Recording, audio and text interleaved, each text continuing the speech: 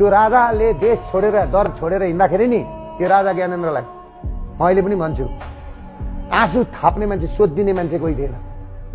यो राजा त महान भन्छु अहिले पनि। यो राजाको परिवार छ नि महान हो क्या। हेर्नुहोस् कसरी त्यो पारस सरकारलाई नि झाँझिडी रक्सिया भनेर गाली गरे। एउटा युवा थियो हिँड्ने मोटरसाइकलमा, अरूले पनि हिँडेका थिए। तर पश्चिमाहरूले सक्नु पर्यो भने कसरी सक्छ थाहा छ? देख्नुभयो उदाहरण यहाँ राजदरबार छ। मार्दा भएन भने त्यो त्यसो तपाईँ पूर्व राजा ज्ञानेन्द्र शाहलाई राजा बनाएर नारायणमा ल्याउनुहुन्छ? मैले ल्याउनै पर्दैन। कसले ल्याउँछ? यो आन्दोलनले के गर्छ तपाईँलाई थाहा छ? निर्मल निवास घेरेर सबै जनता गरेर राजालाई बोकेर ल्याउँछन् र नारायण हेटीमा राख्छन्। जनताले राख्छन्। राजालाई हामी चाहिएको होइन, राजालाई हामी चाहिएको होइन।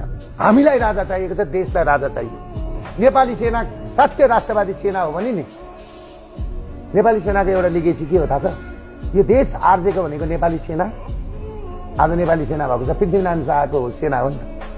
पृथ्वीनारायण शाह र यो सेनाले आर्जेको मुलुक हो। त्यसले गर्दाखेरि सेनाले पनि नि सचेत हो।